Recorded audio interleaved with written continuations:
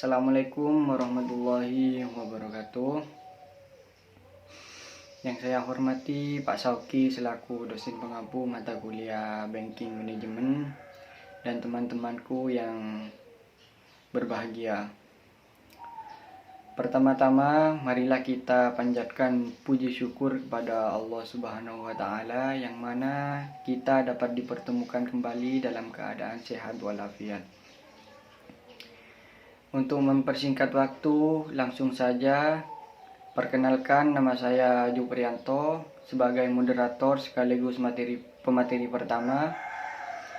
Untuk para pemateri dipersilakan untuk memperkenalkan diri Anda masing-masing. Baik, perkenalkan nama saya Melly Putri Andayani sebagai pemateri kedua. Saya Silmi Kafa Nurul Baiti sebagai pemateri ketiga. Baik, terima kasih. Selanjutnya saya akan membacakan rentetan acara presentasi kali ini. Yang pertama pembukaan, yang kedua penyajian materi, dan yang terakhir yaitu penutup. Menuju acara pertama yaitu pembukaan, marilah kita buka presentasi kali ini dengan pembacaan basmalah.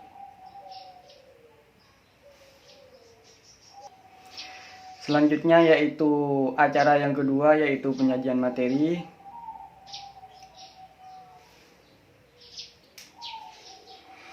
PT Adira Dinamika Multifinansial Tbk. Adira Finansial adalah perusahaan pembiayaan Telekomunika Indonesia yang menyediakan berbagai solusi keuangan termasuk kredit kendaraan bermotor, multiguna, elektronik, serta pembiayaan syariah untuk umroh dan usaha. Perusahaan ini didirikan pada tahun 1990 dan mulai beroperasi. Baik, di sini saya akan memaparkan hasil perekapan dari perusahaan Adira Dinamika Multifinance Tbk pada tahun 2021, 2022, dan 2023. Pada tahun 2021, hasil darnya adalah 62,54%. Artinya, 62% dari total aset perusahaan dibiayai oleh utang. Jadi, perusahaan cukup tergantung pada utang untuk menjalankan usahanya. Hasil DAR pada tahun 2021 adalah 166,97%. Artinya, jumlah utang lebih besar dari modal sendiri. Pada tahun 2022, DAR turun jadi 59,70%. Ini kabar baik, artinya perusahaan sedikit mengurangi ketergantungan pada utang. Dan DAR-nya juga menurun jadi 148,16%. Artinya perbandingan antara utang dan modal juga lebih sehat dibanding tahun sebelumnya. Dan pada tahun 2023, DAR naik lagi jadi 64,16%. Ini berarti perusahaan kembali menambah utang untuk membiayai asetnya. DAR-nya juga naik ke 179,6%. Ini menunjukkan bahwa utang kembali meningkat dibanding modal sendiri, jadi resiko sedikit naik. Di tahun 2022 kondisi keuangan membaik karena ketergantungan terhadap utang berkurang. Tapi di tahun 2023 perusahaan mulai lagi menambah utang sehingga risiko keuangan naik.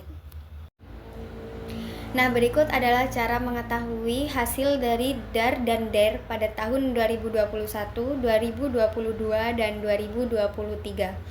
Untuk mengetahui hasil DAR, caranya adalah total utang dibagi total ekuitas dan dikali 100.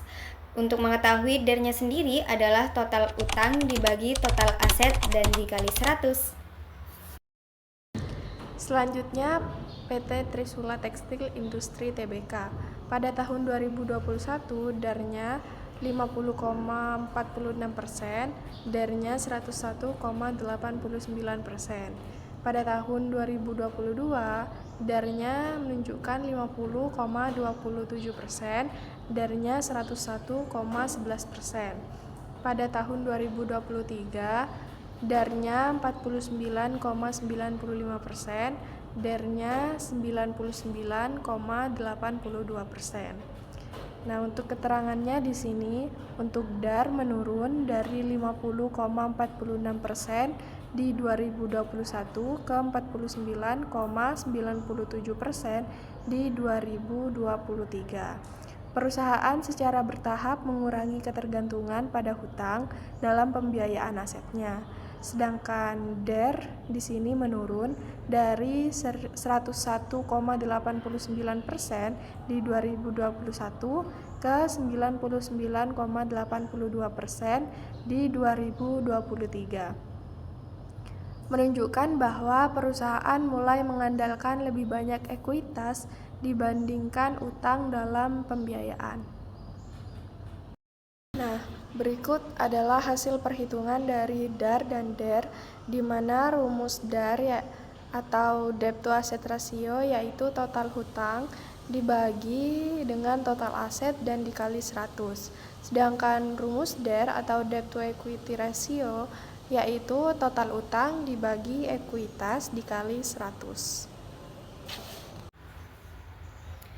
Untuk perbandingannya, PT Trisula Tekstil Industri Tbk lebih stabil dan mengurangi ketergantungan pada utang setiap tahun. Sedangkan Adira Dinamika Multifinance Tbk lebih banyak menggunakan utang dengan tren naik turun yang lebih fluktuatif. Secara keseluruhan, PT Trisula Tekstil lebih konservatif dan aman, sementara Adira Dinamika lebih agresif dalam menggunakan utang yang bisa berisiko lebih tinggi. Baik, jadi cara untuk mengetahui laporan keuangan pada perusahaan, pertama-tama kita buka Google Chrome terlebih dahulu. Setelah itu ketik IDX.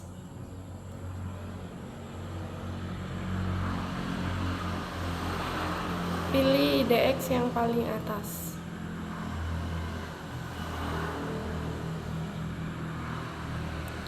Lalu pilih yang laporan keuangan.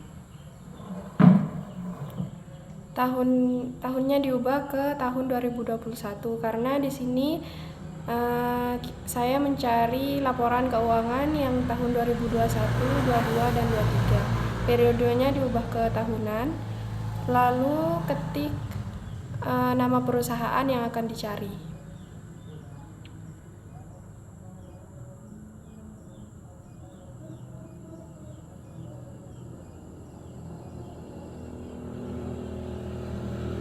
Setelah itu terapkan. Nantinya di bawah akan muncul seperti ini. Lalu download yang laporan keuangan.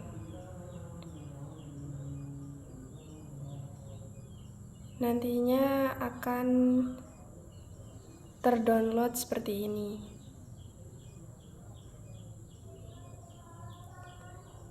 Ini yang 2021, lalu kita cari yang 2023 dan 2022. Di sini tahunnya diubah ke 2023 langsung. Lalu terapkan. Download yang financial statement.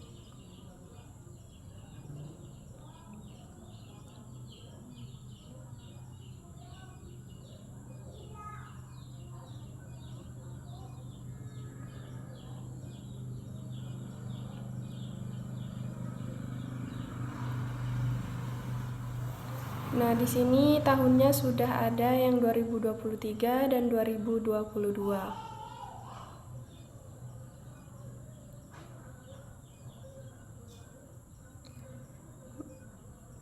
Selanjutnya cari perusahaan yang kedua.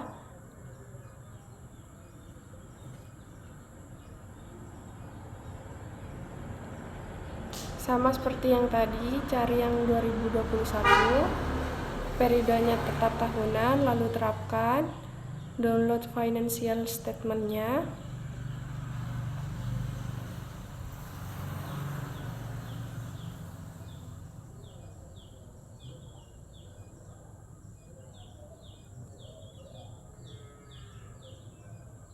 Ini yang 2021.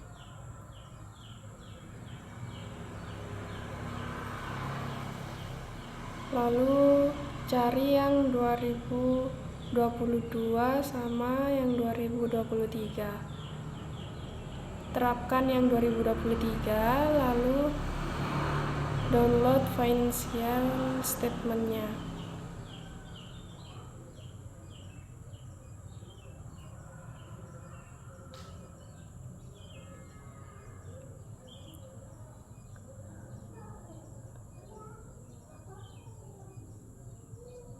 Di sini juga sudah ada 2023 dan 2022.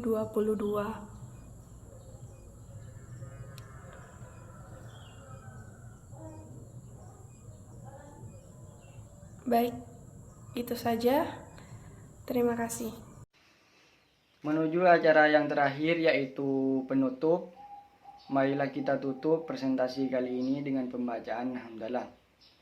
Kurang lebihnya mohon maaf. Akhirul kalam. Assalamualaikum warahmatullahi wabarakatuh.